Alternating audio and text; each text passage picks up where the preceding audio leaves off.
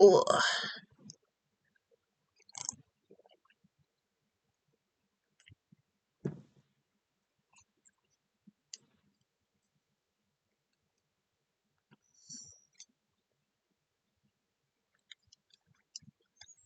Hi, internet. There was some technical difficulties. There's a whole video of me. Yeah. Today is day 54 of 365, and I ellipses, the three dots, when you have a sentence that sort of trails off when it like escapes you, or maybe you're just like a little unsure, you know.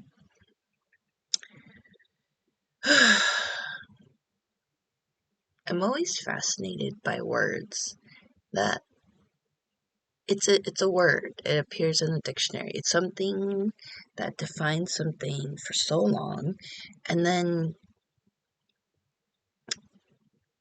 it becomes popular for some reason, and now everybody knows it, and now everyone assumes you're using it because of the thing, and that's not why you're using it. Yeah, I liked one of the reasons I liked the thing that the guy did um to create the song is because he vocalized ellipses. Like, it was so funny.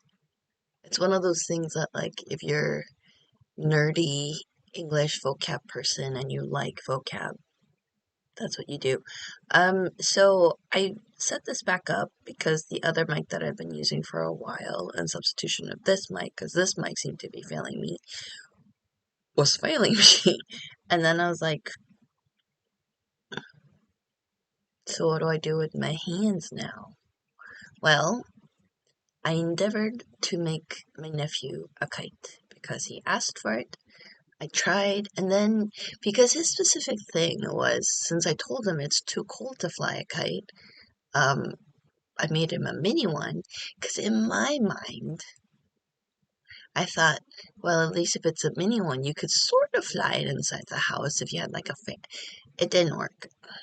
Why didn't it work? Because we did try to go outside, and then it made me realize that no. Well, A, if I was crafty enough, it might have worked. And B, I think there's a certain thing about, like, with kites, you're supposed to have bigger, because it's supposed to catch air, and you need more, because it sort of started to catch air, but it wasn't enough. You know, it was like the, whatchamacallit, that debate that in Monty Python and the Holy Grail, where, the coconuts debate, and it's like, is it a swallow or a European swallow? Well, it's about a question about race. Like, oh, I used to know it. I need to watch Monty Python. That's on my list of things to watch post Media Fast. The reason I called today ellipses, I'm having way too much fun doing this, is because that's sort of what today felt like. This first week of the Media Fast, it hasn't even been a week. It's 6 days into the Media Fast. Well, like 6.5, because no, 6 days. Um, 6 days into the Media Fast. Ups, downs. I thought I was good, and then today was just long. And it's not even necessarily that, like, I wanted to watch something or I wanted to, like, okay, so the game thing is real. Like, there's a. I'm not a drum. I'm gonna stop.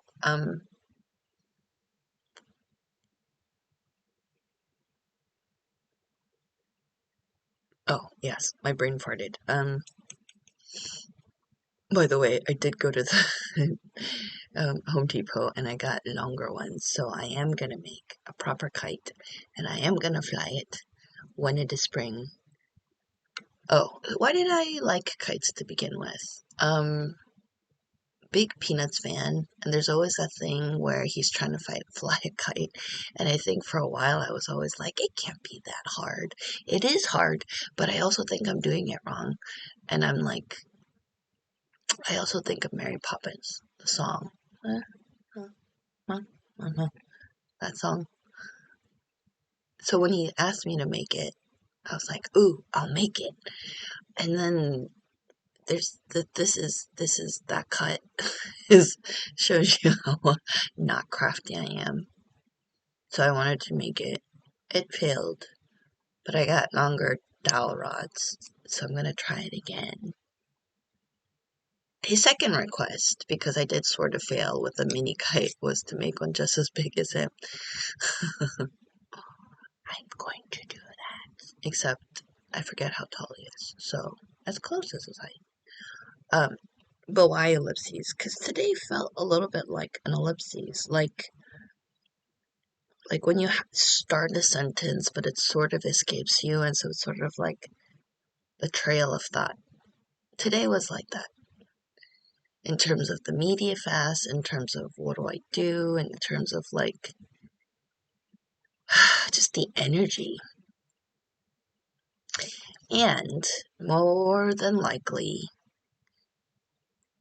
see, this is the thing I have to admit. Like, I don't like admitting to myself, but this is a record of who I was in 2026, and I should, maybe, I mean, I might not like remembering this at 2027, but I'm gonna say it anyway. There is a part of this that could be just the general mildly depression state that I'm in. And that depression could have come from just where I am in life, emotionally, mentally, just physically too. Because, yeah, physically too, just because it's like, did I. I had a giant meal on Saturday, and that's still sort of affected today. So, could that be it? Yeah. But yeah, I just sort of felt like none of,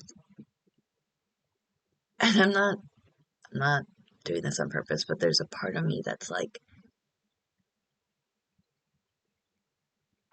so this is scatterbrain. This is truly scatterbrain. So this is interesting that I'm aware of it. But I think there's a part of me where, like, to hold on to thoughts, to hold on to, it's just harder. Is it focus? Is it attention? Because I had focus. I was paying attention.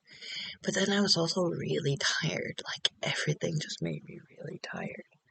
Could I potentially be getting sick? Sure. That's also possible. Then everything just felt like, ugh. And then I was like, oh shoot, I have to do this again. Because I didn't pre record anything. I didn't have the. And even that, I'm like, so if you have been following, I try to keep the frame here. I have a really nice webcam that I talk to. And then, so positives of that, it's my room. I'm trying to force myself to keep it somewhat cleanly because internet, you can be very judgmental. I'm aware. It's okay. It's my public secret. I'm aware. But, at least within this frame, the narrative of this frame is like, okay, it's not like a lie, but I think to a certain degree, everything is somewhat manufactured, right? The angle choice,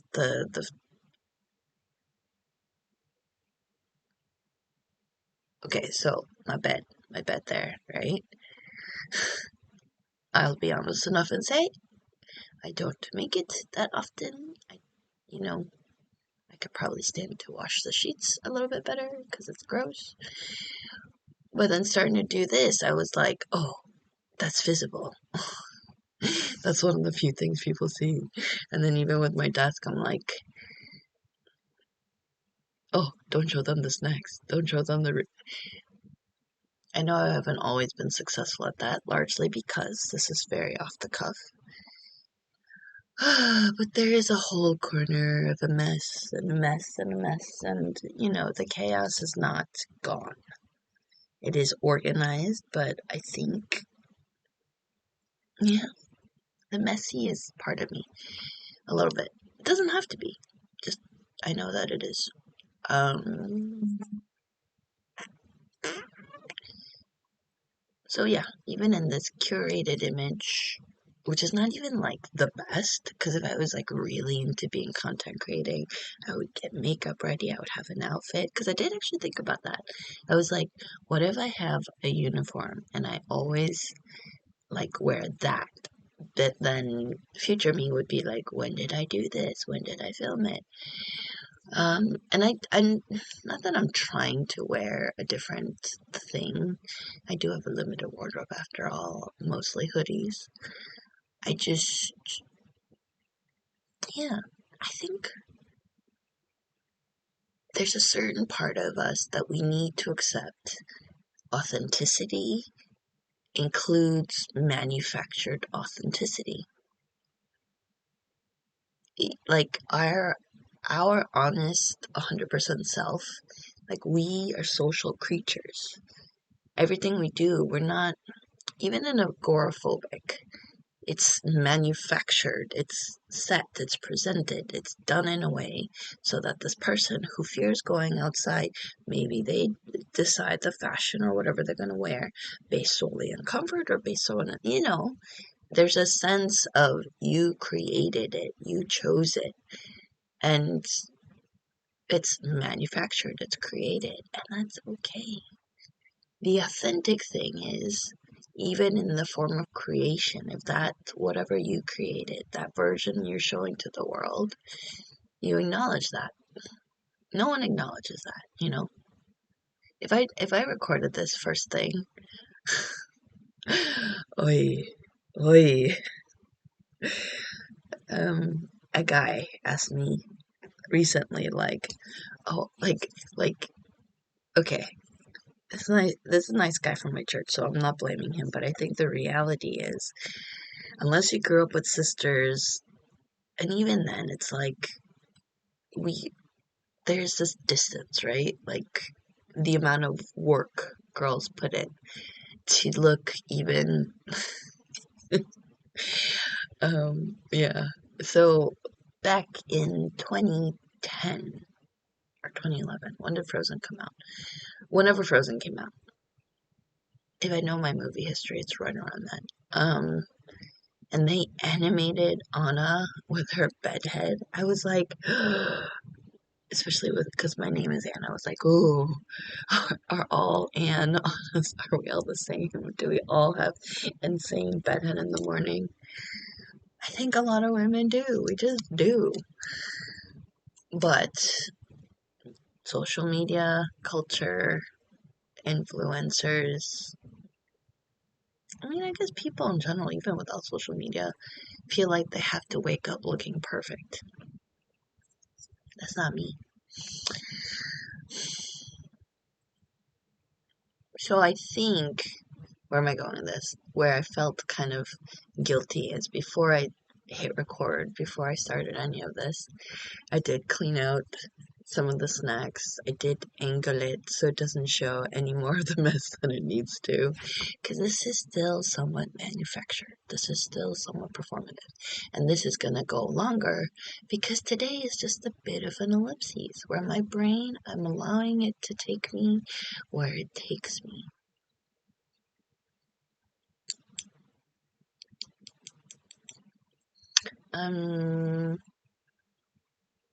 Yeah. Oh, so I did talk about this, so I do want to amend the statement in case anyone ever decides to watch this that's not me. I think when I was talking about sin yesterday or the other day, I kind of got it wrong because like I knew this, but I saw a Bible Project video and I was like, oh yeah, I think I should correct myself. So a year from now, if I watch this or that I'm not getting it completely wrong. Greek for sin is harmatia. Um, Hebrew is kata. I'm probably pronouncing that wrong. So I wasn't 100% wrong by saying sin is any time we just apart from God. Like, we do anything apart from God. It's because technically that's kind of correct, but the best way to describe it is when you miss the mark, miss the goal, when you fail. And in a Christian context, we say we fail or we miss the mark or we is because our mark, our goal, our is to be close to God, is to be with God. But when we do something that's apart, that's what sin is. It's like, yeah. Does that make sense? I'm hoping future me looks at and this is like, yeah, I know you're going with. Um, yeah, I just needed to correct myself because, uh, no, because here's the thing. Again, technically speaking, I knew what I was talking about, and I still think it applies. I think it applies where, if you grew up in church, there's this thing of, man, I don't have that sexy sin. I don't have that, like, thing that makes me appreciate God. But we forget that it's even across the board. Anytime we do something, it's that. And we don't do that. We just So I needed to correct myself. Because I'm not theologian. I'm failing seminary miserably. But I'm gonna find my way back to it, and that'll be a story in and of itself. I am missing the mark there. Repentance, that is the big theme of my 2026. I need to do some more research on that, some more prayer on that.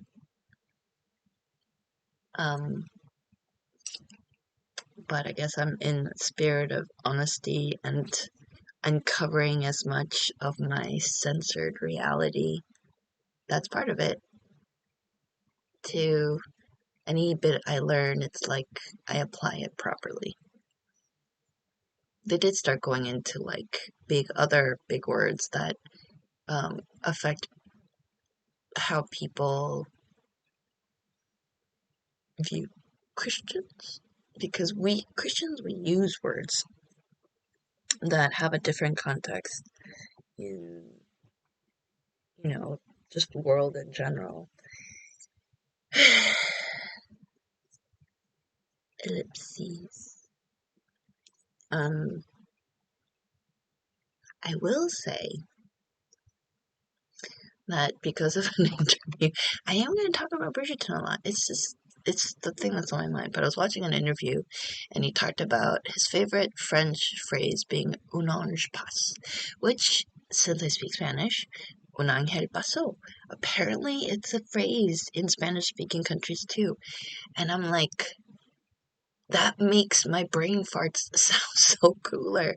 No, but technically it means it's the thing when everyone's talking at the same time and all of a sudden it goes and you're left saying that one awkward thing out loud in a mic and everyone hears you, and then that sort of amplifies this like silence, and then you say un ángel pasó, un ange passe.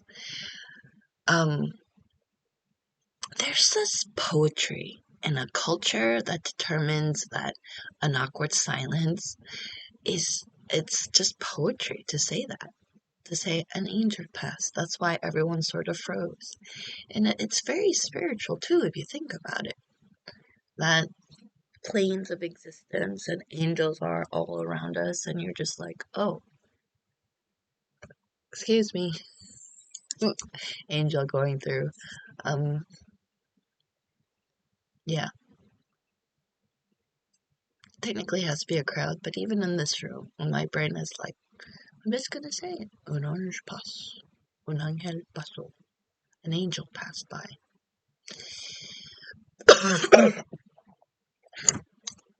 Apologies about that. So I am very millennial, and then I have coffee, ginger ale, tea, and water. Why? Water for actual hydration, tea for the throat, coffee, a mind, and ginger ale for the tummy. No, I don't know.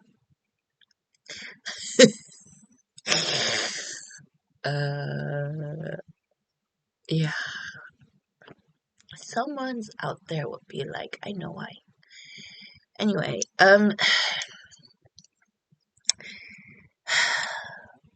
day 6 of the media fast.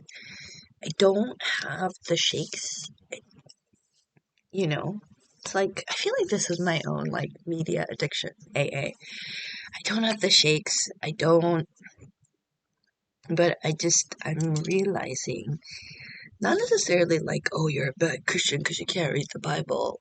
I have been praying more, but I think it's just more 6 days of 40-ish in, like, wow, time is,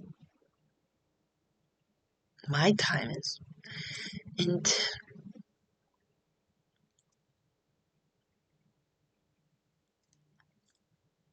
I'm gonna, it's me dying to myself. It's me confronting the fact that, oh, I'm saying it, I'm owning up to it. It's not just me being lazy, but it's just me having been fed. Like, I feel a little bit like the people in the Wall-E universe, how they had their, like, little, they were in the little things, they had their screens, like, they live their lives on fast forward a little bit. And you just need, you have that moment to, like, stop. Then you're sort of like a baby. You're learning how to walk again. You're learning how to work again. Because I love listening to the audio Bible because it's cheating in some senses, but sometimes when it's not an active thought, but if it's in the back, it stays there. It's in your memory, and more things, but there is something about on a concentration level when you have to open a big ass Bible. I don't know if I should call it a big ass Bible, but it is a big ass Bible, a biggest Bible. Read the books and then read notes, so you're making your mate. This might be what stops me from, like, early onset Alzheimer's and my brain deteriorating, but I think it already feels like it has deteriorated, which is awful. Okay. Ellipses. Yeah. Do you know what's great about ellipses and a very literal context for me? Periods, exclamation points, like in sentences. Well, okay, I'm gonna say what's great, and then I'm gonna say what I need to work on. If I'm a character of my own story, I'm a character who talks in ellipses. I let things trail. I open the moment of the conversation to allow someone else to chip in, and then we could bounce off each other. But I think the bad thing about that is sometimes when it's not complete, or it's not like, it indicates a lack of confidence in your thought, an assertion, an opening, and sometimes, and I say this to myself, and I say this to future me, you gotta just say it, and you gotta own the words that you say, and be confident behind it. And then if you were wrong and you fucked up, oh, that's the first time I actually said, I've, I've been very good about censoring. Ooh, um, then you messed up. It's, oh. that threw me. Because as a Christian, you should be wary of how you speak and try not to swear. But as a person who realizes that sometimes, like now it's in my vocabulary, sometimes I do swear. And then none of these videos are made for kids. None of them are. I, as a card carrying member of the Auntie Club, like, I like this role I have and this person I am, where I'm old enough where I should know better, but I'm also young enough where it's like our kids, our next generation needs people who understand and can translate that. And I think I'm in a position where I I get how much it sucks. And if I could be a translator to help parents and kids talk to each other better, I'm happy to be in that role.